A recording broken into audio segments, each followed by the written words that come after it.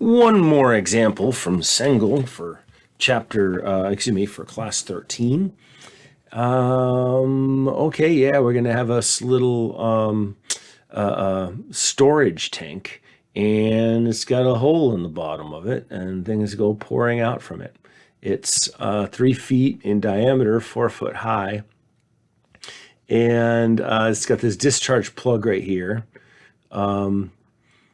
whose diameter, or at least the jet out of the thing, they're being very specific. It's true, 0.5 inches. It streams out, and the average velocity of the jet across the diameter of the jet is given by this equation right here.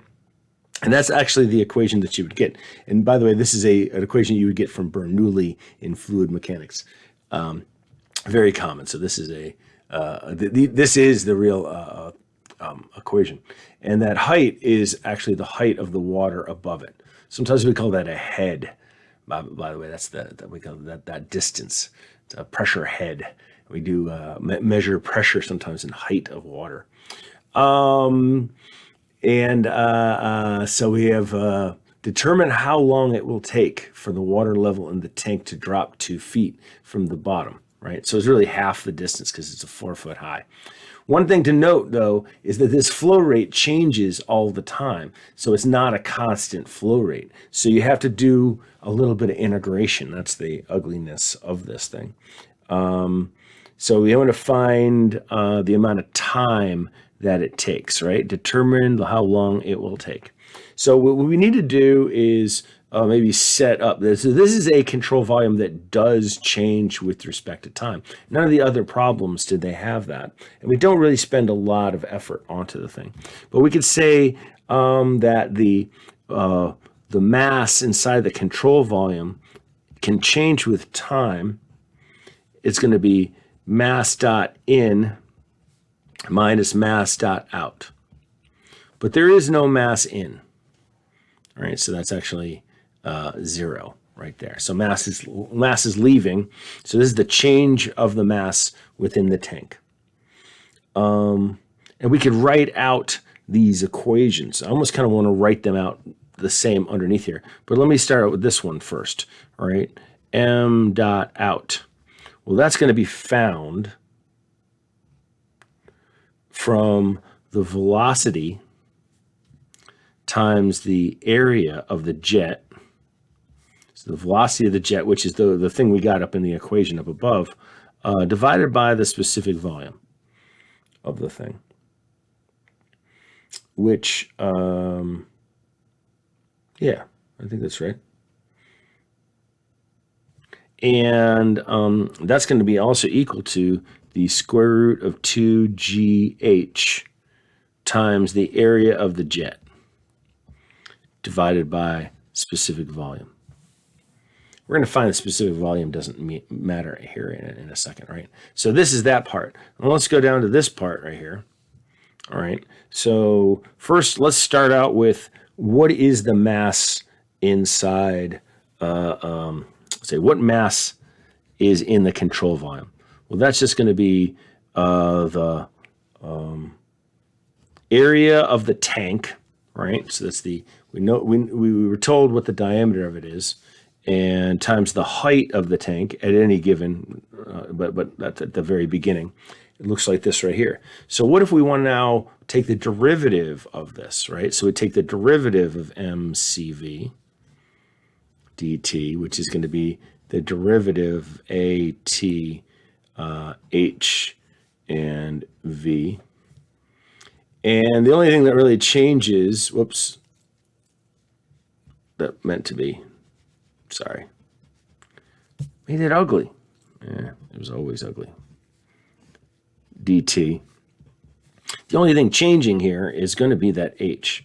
So we can pull out these constants over to the side and go at over v, and I just put parentheses on them to make sure they're constant. And we can see that we have a dh dt. set these two things equal to each other, and you're going to see that the dH is going to be interacting with this. All the rest of the stuff is constants. That's a constant, that's a constant, that's a constant, that's a constant, that's a constant, that's a constant. We have H and T. So that's our strategy here, is to blend all of these things together. And so put them back up together into here. And go ahead and keep the negative sign because it is decreasing right in there. And we'll see that's going to help us. All right, so I made a stinking mess of this whole thing. But let me see if I could do it.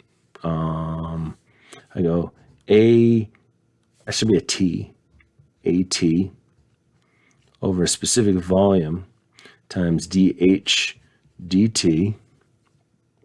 It's going to be equal to a negative, and I'm going to rewrite this one a little bit here. We'll go A jet times the square root of 2g divided by v times square root of h. Do I have anything else? Do I need anything else? Do I need anything else? I don't think so. One thing I can do is I can get rid of that specific volume. Didn't need them. And now I can arrange to try to get the common things over here. So this dt is going to be pulled over to here, and this square root of h is going to come up here in the denominator, and I might as well get all of my constants over to one side. So I'm gonna take the dt, I'm gonna put him over here, but I'm gonna write him first. dt is going to be equal to, and then I'm gonna write all the other ones. I'm gonna have negative a tank over a jet. I don't mean to write jet. I just want a J. That's fine. And divided by square root of 2g. Sure. And then I'm going to have 1 over square root of h, and then I'm going to go dh. All right. So I'm going to integrate this from the beginning to the end. We'll start at 0. Great place to start. Here's the negative is right over there. I'm going to put this over here. Here's our integral is going to be from h o. I don't know why o, because they called it there. That's what they called it, ho, and they call this h2. So I'm going to stick with what they called the thing, ho and h2, and we integrate. And that's not an n, that's an h. Make it look more like an h10. Okay. So we could stick all of this stuff in here, and it's just going to be just a delta t on the left-hand side. And we put a bunch of, I'm keeping the thing in there. All right. So that negative is going to help us because we're going to put this guy in and then subtract this one. But this is actually larger than that one. So it's going to make, all the signs are going to work out the correct way. So that's one reason why we carry this around. So we can, like, when we do that integral, square root of 2g, right onto the thing, what we're going to end up having is it's going to be the square root of ho minus the square root of h2. As we flipped them around right there, because this was going to be negative, so we're fine right there. It's supposed to be a 2 right in here. So, and I calculated these over to the side myself, and I work out these values, and I don't know. Do I want to put them all in there? I guess so.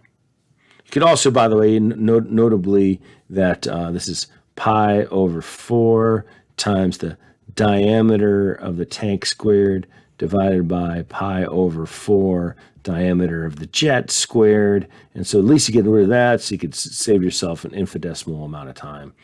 I don't know what you're going to do with all those little times once you add them all up. Maybe you can go take a cruise or something. What did we say? We had, so this one is, yeah. So this is 3 times, they said this is in feet right here. So this is 3 feet in diameter. So we should probably make them in inches. And so we're going to go 36 squared. And then but the outlet of the thing is only half an inch. So 0.5 squared, and square root of 2 times 32.2. And then the original height is 4 foot but the final height is 2 foot. And so what we end up finding for the delta T is we get 756.8 seconds. But that doesn't make any sense. Why would you do that? Divide it by 60. And so 12.61 minutes. And you can actually maybe even consider what that might look like, right? So I sort of try to imagine and then the amount of time. So anyway, that's it for class 13. I did a bunch of examples.